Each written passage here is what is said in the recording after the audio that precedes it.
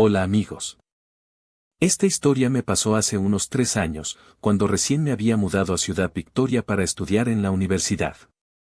Aún me da escalofríos recordar todo, porque fue uno de esos momentos donde tu intuición te agarra del cuello y te grita que corras. Yo vivía en una de esas propiedades antiguas, que aquí les decimos casonas, que el dueño divide en microapartamentos para sacarle más plata a los estudiantes.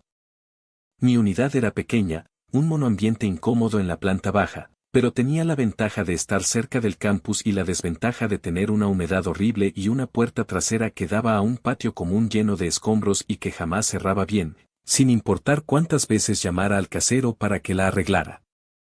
La gente iba y venía en el edificio. Éramos unos 12 vecinos en total, casi todos estudiantes, gente que mantenía su distancia y que, si se cruzaban, te daban un saludo rápido y seguían su camino. La atmósfera era usualmente tranquila, enfocada en los estudios, salvo por las fiestas esporádicas de los de arriba. El problema empezó un martes de septiembre, un día en que el casero trajo a un nuevo inquilino para el apartamento más grande del segundo piso, justo encima del mío.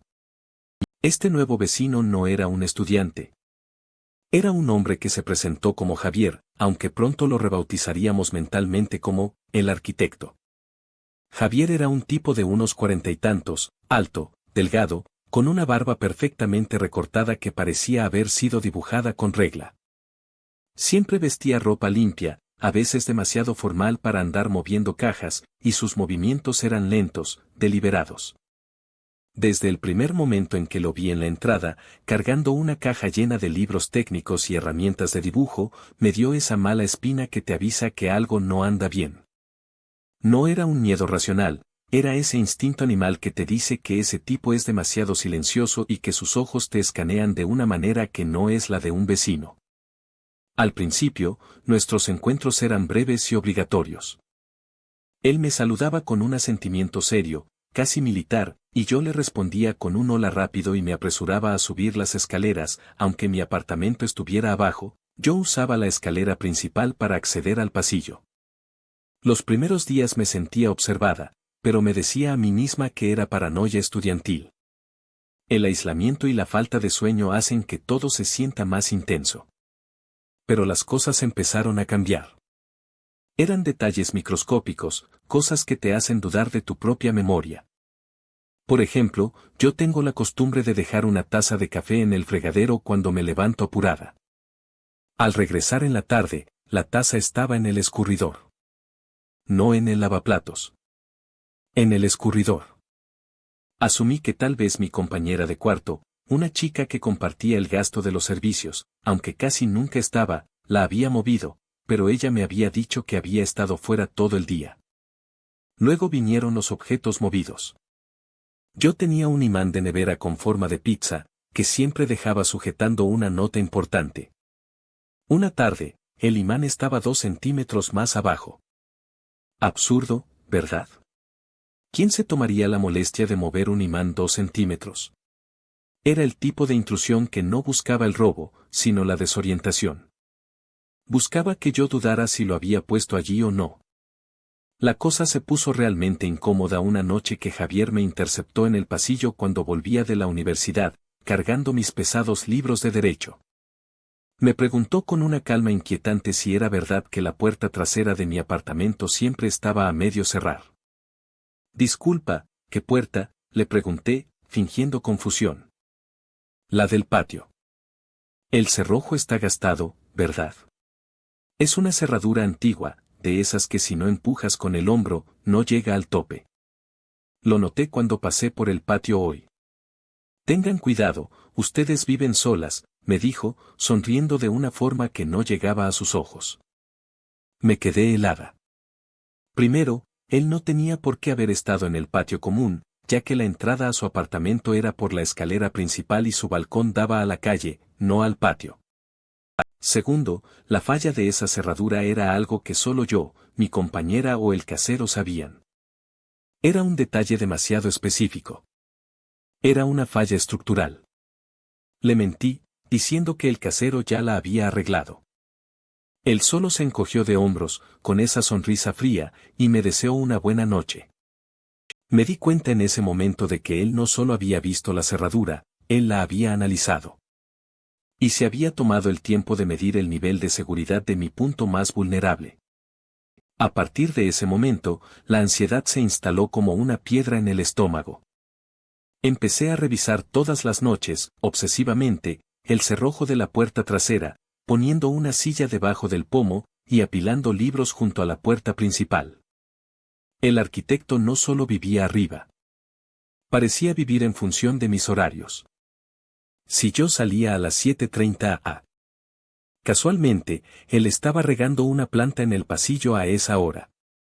Si yo regresaba a las 7 p. Él estaba en la escalera, fingiendo revisar su celular. Un día, recibí una nota debajo de mi puerta. Era un trozo de papel doblado meticulosamente en forma de acordeón. Pensé que era publicidad, pero no. Era un pequeño mapa. Un croquis extremadamente detallado del plano de mi apartamento. No de su apartamento, del mío.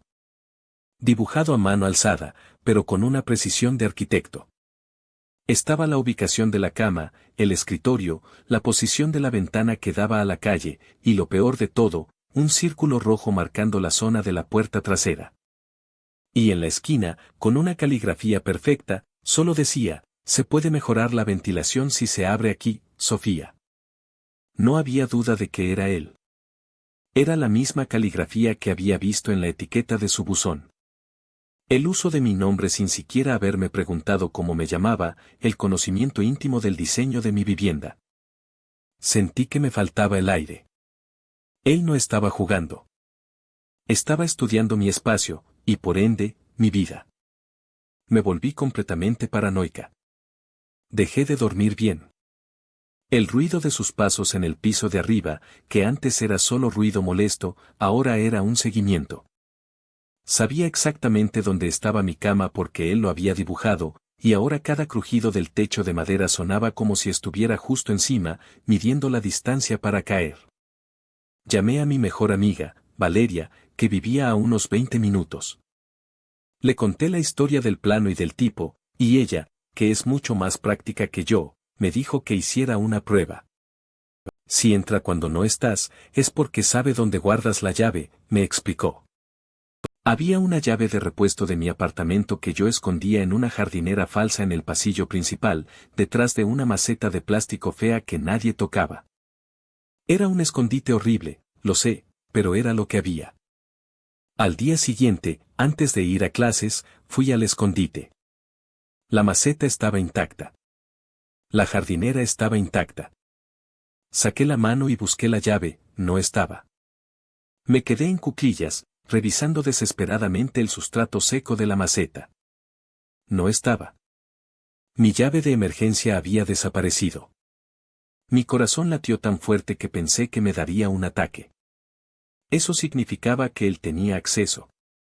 Tenía el plano y tenía la llave. Y si tenía la llave, había estado dentro. ¿Cuándo? ¿Qué había hecho? ¿Qué había mirado? La posibilidad de que hubiera estado en mi apartamento mientras yo dormía fue lo que me hizo perder los estribos. No volví a la universidad ese día. Llamé a Valeria para que viniera de inmediato. Le dije que no podía quedarme ni un minuto más. Valeria llegó corriendo. Entró, vio mi cara blanca y la pila de ropa que yo ya había empezado a meter en mi maleta, y no preguntó. Simplemente me dijo, vamos. Empaca lo esencial. Lo demás que se quede. Mientras estábamos empacando a la velocidad de la luz, tratando de ser silenciosas para que el arquitecto de arriba no nos escuchara, el celular de Valeria sonó. Era mi casero. Al parecer, Javier lo había llamado para quejarse de que había mucha humedad saliendo de mi unidad, y que si no se reparaba pronto, podría comprometer la estructura del techo de su apartamento. Dice que quiere entrar a revisar la tubería ahora mismo, me susurró Valeria, con los ojos como platos. El casero le dijo que sí, que ya venía. La excusa perfecta. Entrar para revisar la estructura. El arquitecto no necesitaba usar la llave robada de manera obvia. Podía usar la coartada de un experto para estar a solas conmigo dentro de mi apartamento, bajo la excusa de una emergencia estructural. El pánico me hizo actuar. Le dije a Valeria que sacara las maletas por la puerta trasera, la que daba al patio, la que él ya conocía. Era riesgoso, pero si salíamos por la entrada principal, nos toparíamos con él y el casero. Valeria empujó mi maleta y salió primero. Yo tomé mi bolso, un abrigo, y miré mi apartamento por última vez, sintiendo una náusea profunda por la forma en que mis cosas habían sido violadas y examinadas. Justo cuando iba a deslizarme por la puerta del patio, escuché un sonido en la cerradura principal. No era un golpe, era el giro suave y competente de una llave. La llave que me había robado. Me quedé paralizada. No era el casero. El casero siempre golpeaba y gritaba. Este sonido era silencioso, premeditado. Como si estuviera saboreando el acto de abrir la puerta. En un acto reflejo, empujé la puerta trasera y corrí. Corrí por el patio, saltando por encima de las viejas cajas y los restos de ladrillos, hasta alcanzar la barda que separaba la propiedad de la calle lateral. Valeria ya estaba allí, esperándome, pálida como la cera. Nos subimos a un taxi que acababa de pasar, y mientras nos alejábamos, miré hacia la ventana del segundo piso, la de Javier. Él estaba allí. Asomado. No parecía enojado o sorprendido. Parecía decepcionado. Como si su proyecto hubiera sido suspendido justo antes de la inauguración. Esa fue la última vez que lo vi. Nunca regresé por el resto de mis cosas. Le pedí a mi casero que sacara lo que pudiera, y mi compañera de cuarto, cuando regresó a la ciudad, terminó de llevarse el resto. Nunca le conté al casero el porqué, solo le dije que tenía que irme por una emergencia familiar.